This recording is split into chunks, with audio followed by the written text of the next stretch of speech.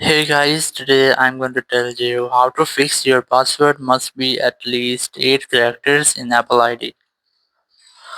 If you are trying to create your own Apple ID and you are having this type issue that your password is weak or your password must be at least 8 characters long and include a number and uppercase letter and a lowercase letter, or you're having this type issue in creating your Apple ID password. So let's see how can you easily fix that issue or how this issue comes up. If you're trying to create an Apple ID, so you have to make sure that you have created a strong password.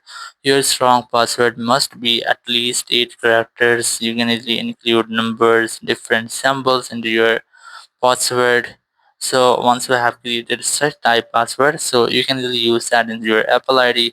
So let's see how can you create a such type password or how much password will be secured. So you just have to open up the menu section where you have to try to enter your password, and here you have to try to enter password something like, so for example I'm going to enter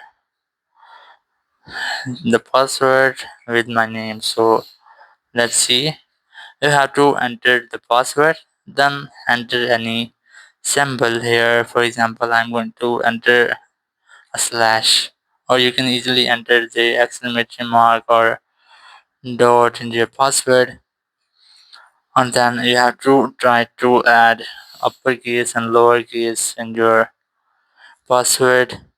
Then you have to enter the symbols or numbers. So you can easily create this type strongest password, or you have to make sure that you have to try to create a password which you can easily remember.